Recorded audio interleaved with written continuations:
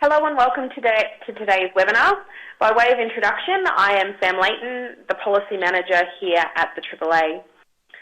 Throughout today's presentation, if you require any technical assistance, please phone Redback Support on 1800 733 416. If you would like to listen to this webinar through your phone, please dial in the number and passcode in the grey bar below on your screen. Today, the AAA presents Wildlife Monitoring and Reporting, What's the Point? Today's webinar will cover the following topics: what to monitor, how and why, what to report, how and why, how to use this information to improve wildlife hazard management, and what the regulations say. The opportunity to ask questions will also be provided. To ask Kylie a question, please use the navy hand icon on the top right-hand side of your screen. Questions will be answered throughout the webinar. Before we start, I'd like to take the opportunity to thank Kylie for her presentation today and for all of you for dialing in. So without any further ado, let's begin the webinar. Great. Thank you, Sam. And welcome everyone to the webinar today. I hope that you will get something out of it. As Sam said, you're welcome to ask questions throughout the course of the webinar. I won't be addressing the questions until the end. I will leave about 10-15 minutes at the end to answer any of those questions. And you might find that your questions might be answered during the webinar, but feel free to ask. Okay, so today we're going to be covering a few really important parts of your wildlife hazard management programs, and that's monitoring and reporting. The first thing that we're going to talk about today is monitoring and what that actually looks like, what your monitoring program should look like and how you should do it. Then we'll be talking about what we should be reporting, why we report, and then how we should do it. And throughout the course of the presentation, I will be talking about how we use that data that we collect from monitoring data and reports to actually improve wildlife hazard management. So how it's actually used and why it is worthwhile to do everything. Okay, so by the end of the module, we hope that you have a clear understanding of why wildlife monitoring is done, have a basic understanding of what a basic monitoring program should look like, and we'd hope that you would take that basic concept and then build on it to suit your own monitoring programs. And also to be able to appreciate the importance of quality and thorough reporting, particularly as it pertains to strike reporting. Before we do start though, for those of you that aren't familiar with Avisure, it would be worthwhile for me just to give a brief introduction to who we are and what we do. We are wildlife strike management specialists. We've been working with the aviation industry here and around the world since '97, and our expertise is quite broad in terms of biologists and pilots and various scientists. We also have expertise in emergency planning and response, EMS, work safety officers, etc. But for the purpose of this webinar, I'm really just focusing on our wildlife expertise. We've worked at numerous airports around the globe, and obviously being an Australian-based company, we have a very strong Australian focus. And the sorts of services that we do offer airports and other aviation stakeholders are various things like wildlife hazard assessments, which is like an audit for your wildlife management program. We help prepare wildlife hazard management plans, do risk assessments, assess off-airport hazards, and we do a lot of training with airport personnel.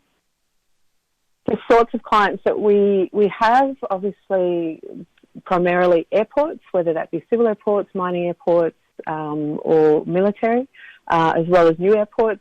But we also do consult to other areas of the aviation industry on a regular basis. Okay, so let's get into it. We haven't got a lot of time today and there's a lot to cover. So Ruby, if you could push through the first poll question. For those that are joining us, we do have a series of poll questions that will be asked throughout the course of the webinar.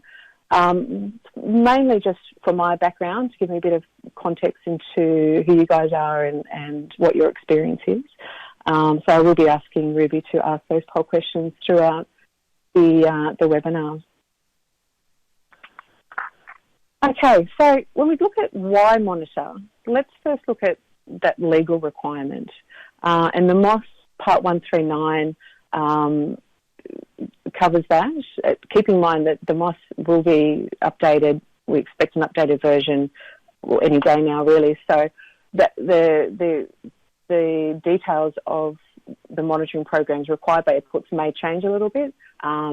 I expect it not to change too much, perhaps just to be more elaborated on.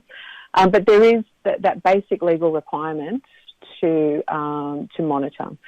So the MOS itself talks about how the aerodrome operator must monitor and record regularly the presence of birds or animals on or in the vicinity of the aerodrome, and that you must be suitably trained for that purpose. So I'll talk a bit more about what suitably trained means.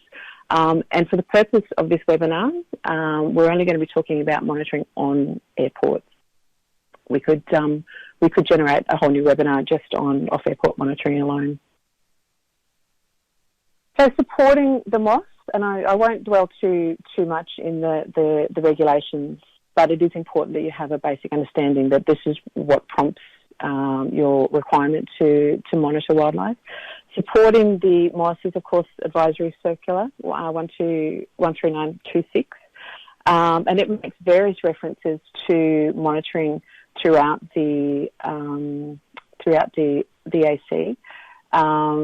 I'll draw your attention specifically to section 7.3, where and if you look further down into section 7.3.2, you'll see that is what is considered a suitably trained operator to be able to perform a wildlife bird count on your airport. So that's the basic criteria that you're looking at satisfying in order to have someone on your airfield doing a bird count and doing a good job. Section 9 of the Advisory Circular is a little bit more prescriptive in terms of the details of what your monitoring program should look like. I'm not going to go into all the details about that because we do touch on the fundamentals and the principles of that throughout the rest of the webinar. And that section 2, just for your information, does talk about wildlife monitoring in the vicinity of the aerodrome and what should be done and what should be required. Okay, so there's more to monitoring than just the legal requirement to do that. There's a lot more to it, and it is a lot more. There's a lot more value to it than just ticking that compliance box. Establishing a standardised wildlife monitoring program is really beneficial for various reasons, and I should just clarify what I mean by standardised is that it conforms to a standard. It's consistent in the way that it's done. It's repetitive. It's replicable.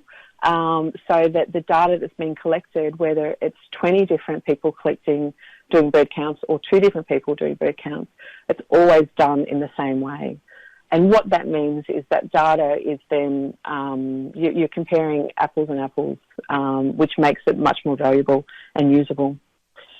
So the benefits of establishing standardised programs, monitoring programs, well, it allows you to understand your hazards by better identifying your species. So you actually know what species are on your airfield and what they're doing there and where they are.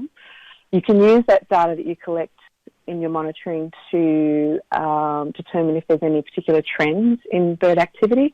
And that might be trends on a daily basis or a seasonal basis or an annual basis if there's migratory birds or animals that come in and out of your area.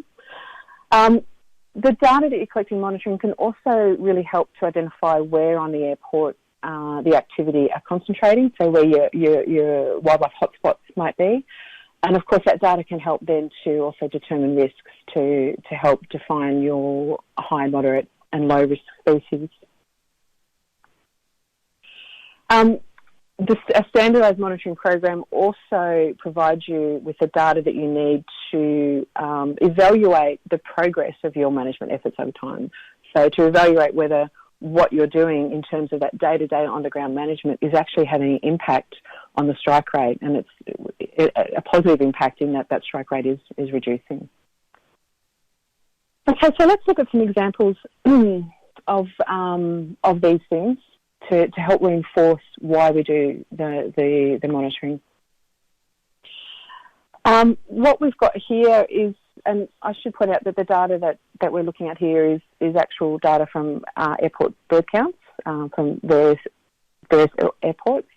And what we're looking at here is data that has been collected since 2007. So it's a really long-term data set, and I should reiterate that the longer you do your monitoring, the more beneficial that data will be, particularly in terms of reviewing trends and measuring the success of your program. And what this does is it gives you the usual suspects.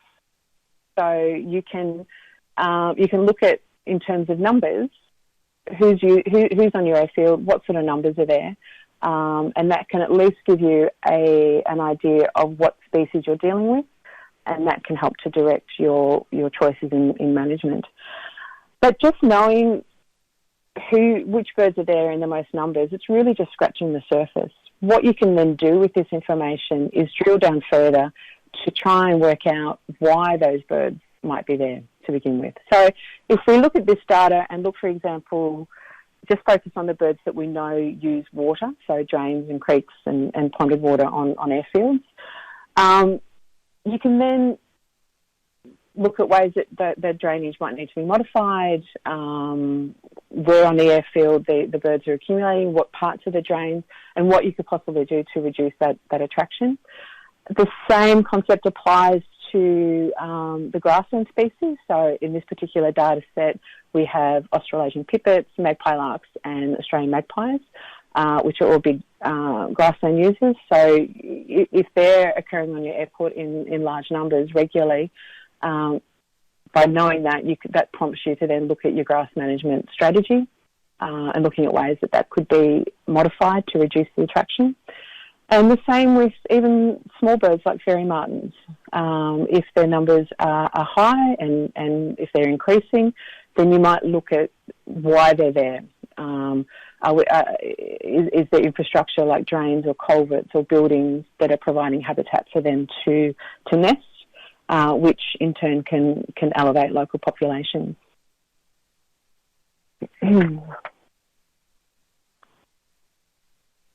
So that in itself is beneficial, but you can actually do more than just count the birds and work out what they're using. You can keep going further than that. Let's look at the same data set that identifies purple swamp hen and fairy martin as the most numerous birds observed, and this is looking at average per count. If we look a little bit closer, we can actually then look at trends over time. So the top chart that you're looking at there, you're looking at average per count across all the years that the counts have been done, and the bottom chart there is looking at the averages per count over months. And so there's a few things that stand out there. You can see that the numbers of purple swamp hens that this particular set of data is looking at, you can see that there's been a decrease in the last few years, and that may be a consequence of targeted management that the airport has applied. It might be a change to the drainage on the airfield. There may have been a large drain, and that's now been either modified to reduce the attraction or netted or removed, whatever it may be. And the bottom chart looking at months, you can see that there's a very clear peak in activity towards the end of the year in November. So knowing that, you can then preempt that and plan accordingly. So you might, at that time of year, be targeting purple swamp hens if they're considered hazardous. You might consider bringing in more tools, more people to help assist with any increases in that activity. So it's a really useful way to know what's coming up and to preempt those regular recurrent risks. If your bird count collects data about the sorts of habitat that birds are using on the airfield, and we recommend that your bird counts do include that. Simple categories like whether they're on the grass or in a drain or in a building can be quite beneficial. So what you're looking at here is the purple swamp hen data for the same period of time, and what sort of habitat they were observed on when they were counted. And what we've got here is around 98% of the habitat that they're using is either part of the drain or creek, or part of the grassland that is immediately adjacent that creek, which they use interchangeably with the creek. So you know that these are the areas to target. These are the sorts of habitats on the airfield to target if you're wanting to manage purple swamp hen numbers. Moving on to the second most frequently observed bird at this particular airport, we have fairy martins. Same chart, so the top chart is looking at averages per count across all the years that the data has been collected, and the bottom chart is looking at average per count over a month, by month. And there's some really clear things that jump out of these charts. The top one, you can see there was a real peak in fairy martin activity in 2018, and this may have been a consequence of nesting that wasn't managed, so numbers peaked. The bottom chart that you can see there's a clear increase in activity towards the end of the year. So again, like the purple swamp hen example, you can preempt the arrival of this risk, this elevated risk, and then you can plan accordingly in terms of how you're going to manage that. Another way another element of data collecting is to actually collect whether the bird or animal is in or not in what we would call a critical area, which is essentially your aircraft manoeuvring areas. And that can be of benefit to you as well. So if you've got small, low-risk birds that aren't occupying critical areas, you might consider not putting too much focus on their management. If the majority of them are observed in critical areas, then that might change that dynamic a little bit. But knowing where on the airfield, which areas are a priority and what's occupying those areas can really help to direct your management efforts. Okay, so one of the other reasons why monitoring is so important is that you get to know your activity hotspots. So where on the airfield the wildlife are concentrating. You can see here, this example shows a few hotspots associated with some grassed areas and a drain. So as a wildlife manager, you could look at that, and it's very clear that these are the areas that you should be targeting in terms of your wildlife control efforts. Now, this is looking at mass observed. You can look at total numbers as well. We, at Avisure, we tend to have a tendency to look at the accumulation of mass, because that obviously has a direct influence on damage if the birds are struck. But you can look at total numbers as well. And this is looking at it on a monthly basis, and you can also look at the distribution and the changes of the way wildlife are using the airport over time. So you can see in this second example here, 3 consecutive months, and there's some pretty big differences in who's occupying which areas at that time. And this might be a consequence of things like weather, climate, wildlife control efforts, breeding season of different birds, lots of different reasons why. But knowing where these hotspots are really helps to streamline your management. One of the other reasons, and a really important reason to monitor, is because you can use that data then to assess your risks. And I'm sure that you will appreciate doing a risk assessment to help determine your most hazardous species is particularly useful in order to streamline and target your management. Now, this is an interesting example because it's actually from the same data set where we observed purple swamp hen and fairy martins as the most numerous observed average per count. But you can see there that the highest risk species from this particular airport is not purple swamp hens and fairy martins. Purple swamp hen is there in the list number 5. Fairy martin doesn't rate as a high or moderate at all. And in fact, for this airport, it's not a bird at all. It's foxes and flying foxes that are of a particular concern.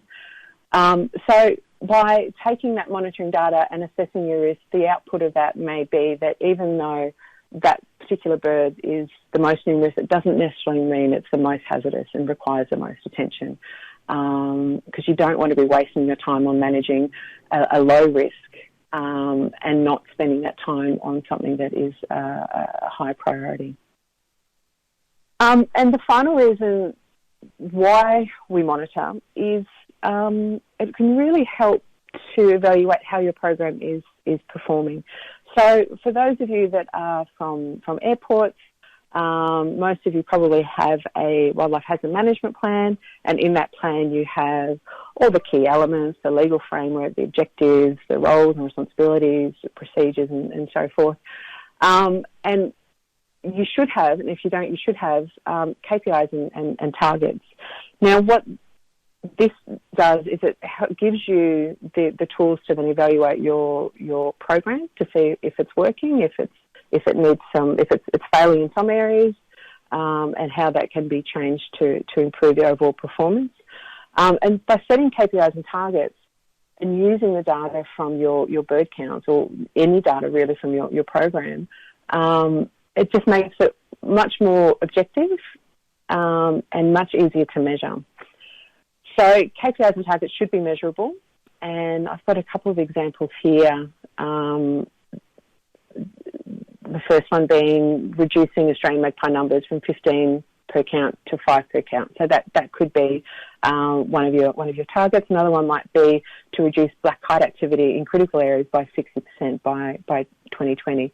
So the more measurable they are, the easier they are to review and evaluate. And the data that you collect is what gives you that ease of evaluation.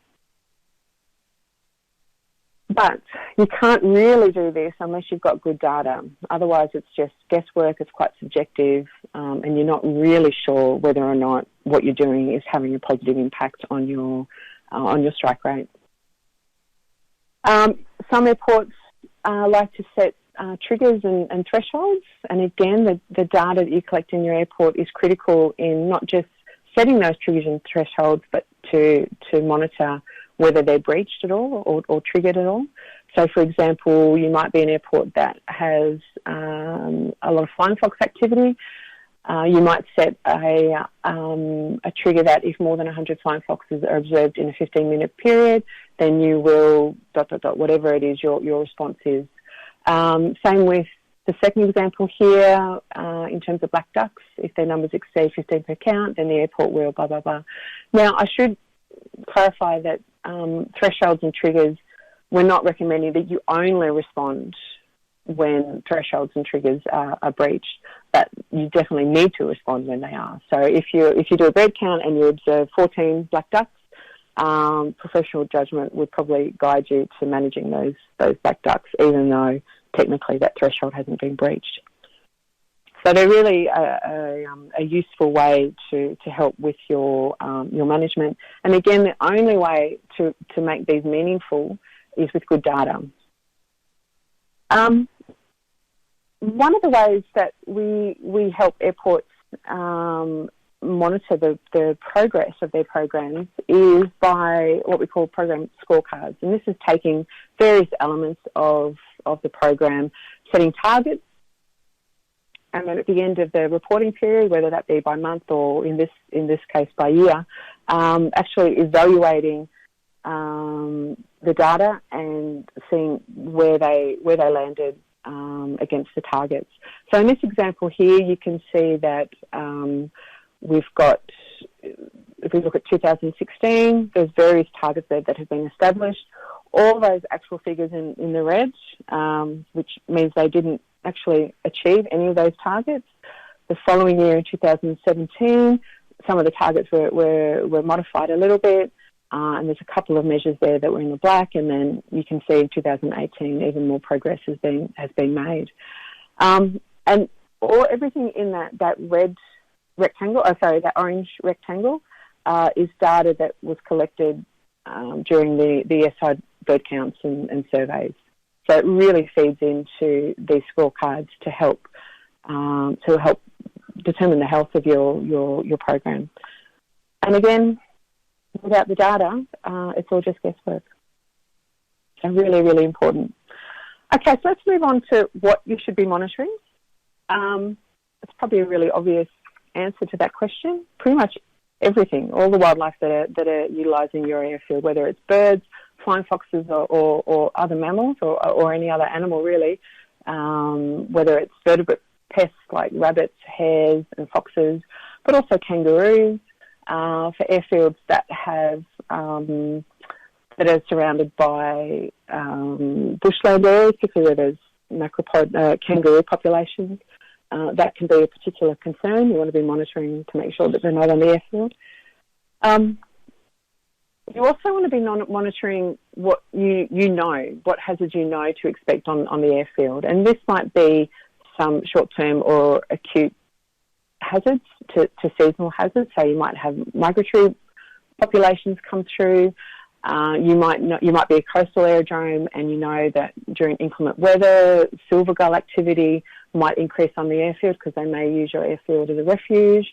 So by understanding how birds are using your airfield, you can preempt their arrival and monitor what's going on with them.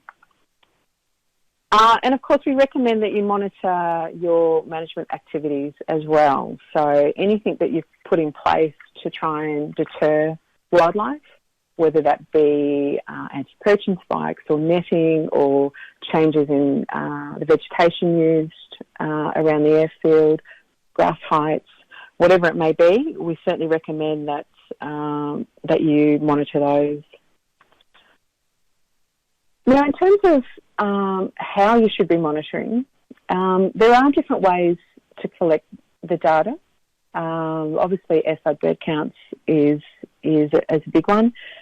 Various inspections and patrols done on the airfield, whether it be runway or broader airfield patrols, during your serviceability inspections and also during your fence inspections. For the sake of time for this webinar, though, we're only going to be focusing on airside bird counts. So, how we do that?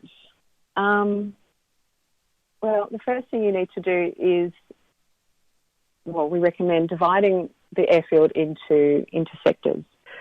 Now, what you're looking for here, you want to be able to have a position in each of those sectors to be able to see the whole sector, ideally.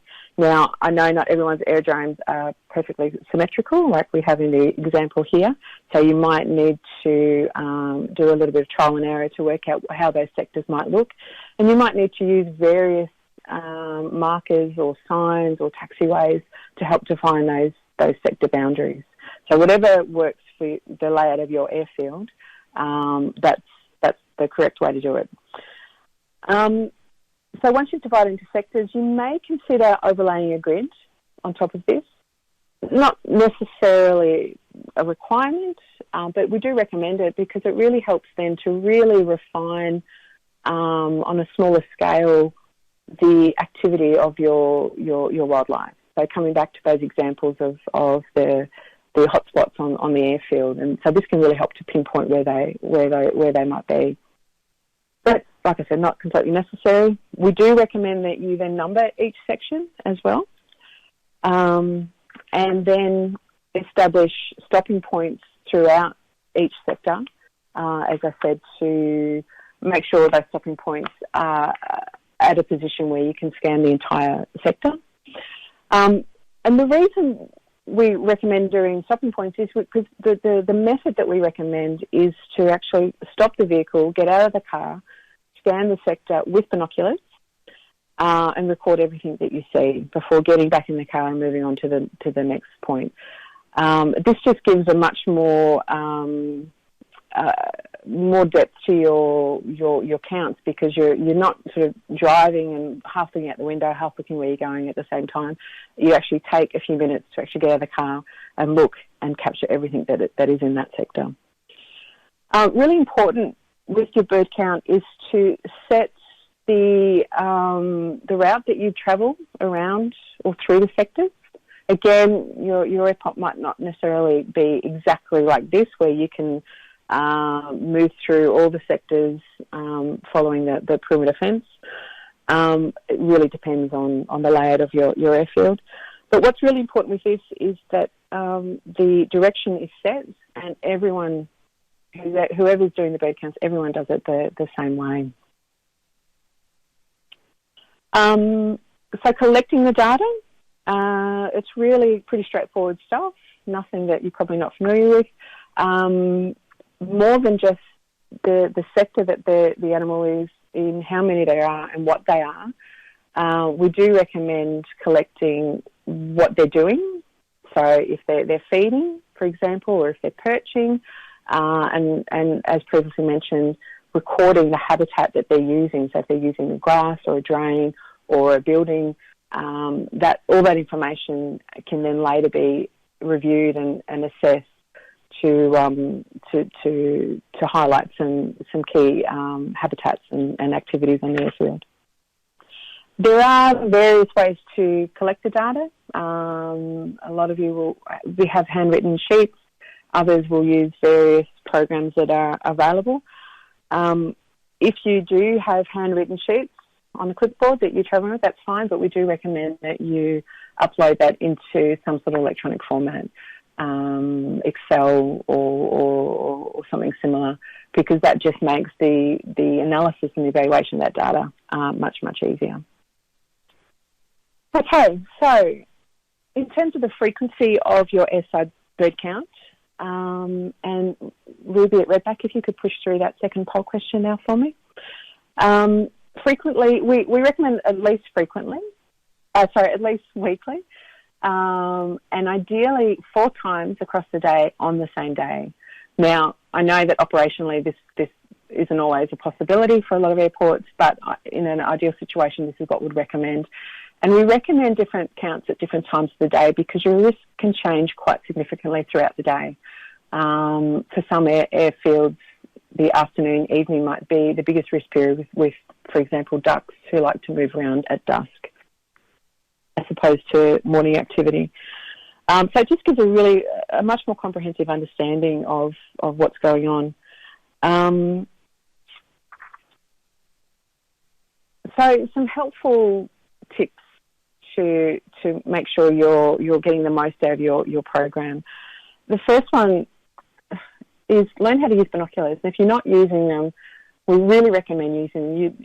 I've been looking at birds on airports since forever, 2003 or something, and you'd be surprised what you can't see with the naked eye. So get some binos, learn how to use them. It's really easy.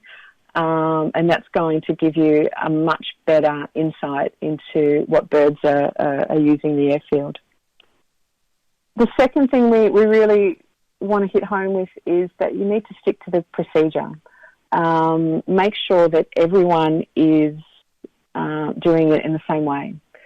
So if you don't have a procedure as part of your wildlife hazard management plan, make sure you write one and make sure everyone is really clear on how it should be implemented, because otherwise the data that you're collecting, you're not going to be able to compare, and it's going to be a little bit useless.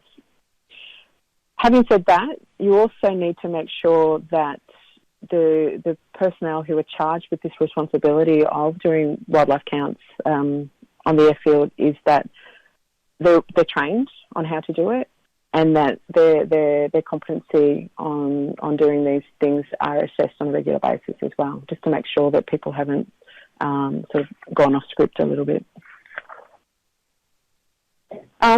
It's really important that you remember that the data you're collecting is really useful and important. I know that from time to time we've been talking to safety officers who are often the ones that are responsible for doing these bird counts, and there isn't a really clear understanding as to why they need to do the counts. It's just something that they've got to do. So if those personnel can have a really clear understanding that the data they're collecting is actually used and meaningful, then that will sort of help for them to take ownership of that procedure and do a quality job. And of course, know your birds. know what you're looking at, because if you don't know what you're looking at, then you don't know how to manage them, really. Now, no one's expected to be bird experts or ornithologists, but learning how to identify a bird is actually quite easy. It's a few steps to figure out how to identify a bird, and there's lots of training available and plenty of resources available to help you with your bird identification, whether it be online sites or bird guides. There are apps available as well that you can download to help you with. So there's lots available. So we don't want anyone to feel overwhelmed when we say you should know your birds. You don't need to know every bird just by looking at them, but you do need to know how to figure out what they are, and that is quite easy to do. Okay, so that's monitoring. And Ruby, if you could just send through the poll question for me, that would be great. Thank you. Okay, so we've got about 10 or so minutes before we get stuck into any questions. But I want to touch on the importance of reporting strikes. And like the bird count requirement, there is a legal requirement to report strikes, which is clarified in the MOS. So we come back to the MOS, which again will be, just a reminder, that will be an updated version coming through shortly. And then you've also got the advisory circular that then provides a little bit more detail on that. So it just clarifies that requirement under the Transport Safety Investigation Regulation. You will note that there is a 72-hour window to report strikes, which I'm sure most of you will be aware of. If anyone is joining us from outside of Australia, obviously you need to check your own regulations for that time frame. So in terms of how we report strikes, and Ruth, if you could send through that final poll question, please. The ATSB do recommend that you use their online form.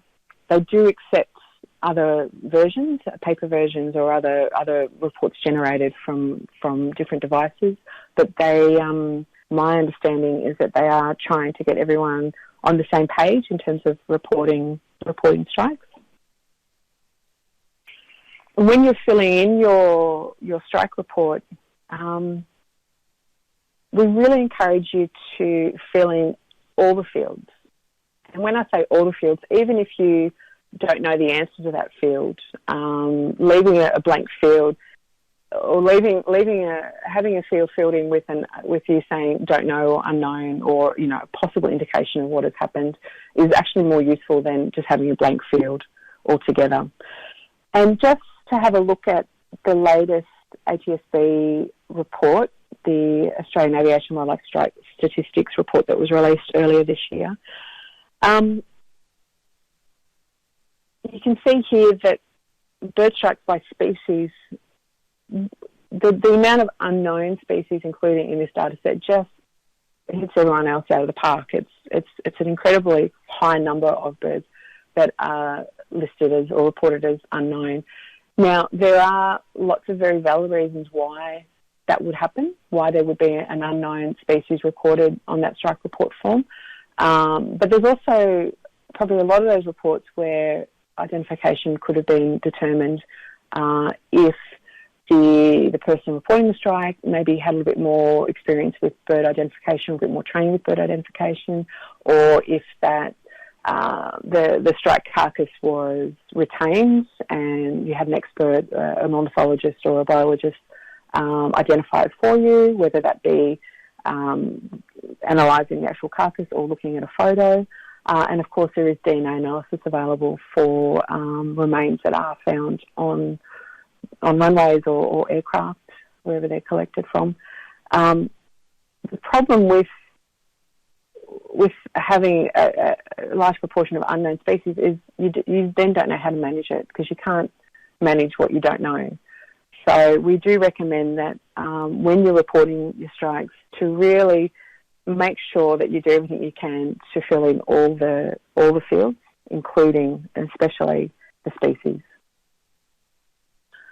So filling in all the fields, so you get a higher quality of report that you can then use that data with to assess risks and assess trends and so forth. and evaluate your hazards. So the more information available in your strike reports, the more comprehensive your analysis will be, and the more meaningful and accurate they will be. And as I said, do everything possible to identify the species, because you can't manage unknowns. Now, if you're in a position where you think it's a duck, but you don't know which duck it is, that is actually even better than just having unknown, because at least you have a group, a genre of birds that gives you some indication as to why they might be on your airfield and what sort of things you could do to help manage them. So how that data, strike data, can be used, there's lots and lots of ways to analyse strike data. It depends on the question that you're asking, and it also really depends on the data that you're collecting, or the quality of the strike report. So the example that we've got here, we've got looking at the bars that you see, or the columns that you see there, are total strikes, defined into whether they were confirmed or a suspected or a near-miss strike.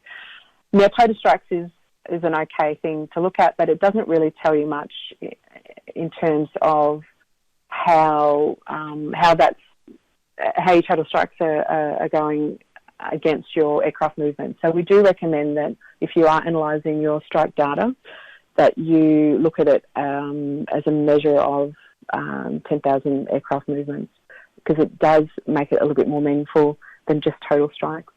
And you can see in this example here that when you look at the confirmed strike rate per 10,000 movements, that the strike rate is actually increasing slightly.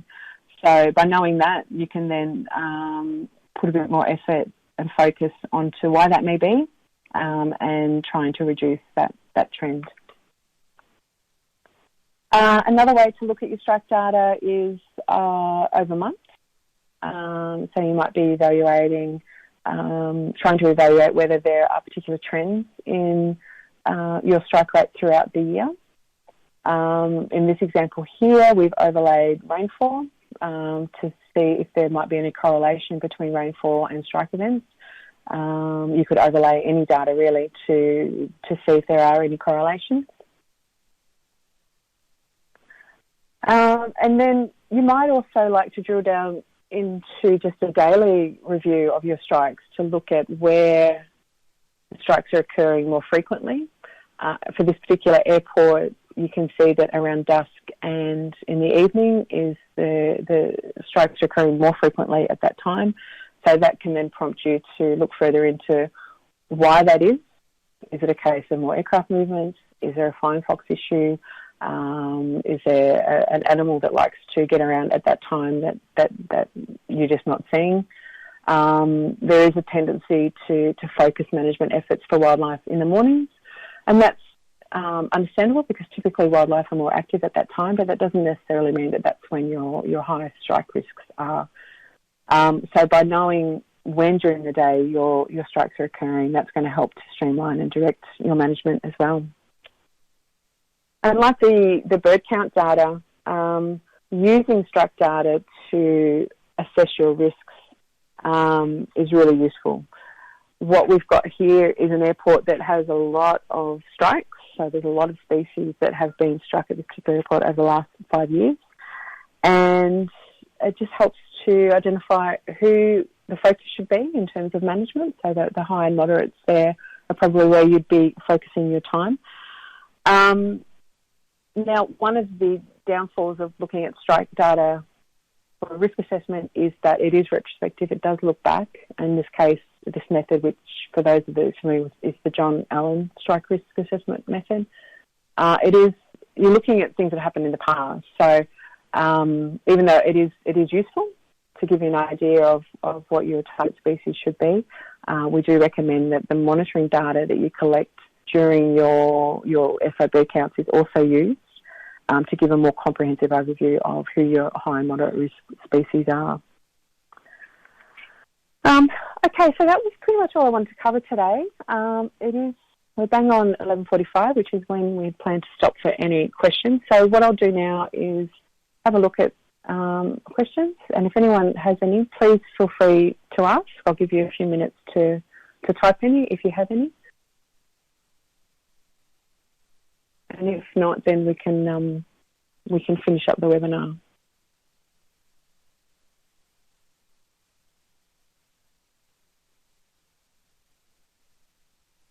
Okay, maybe I've been completely comprehensive and answered everyone's questions.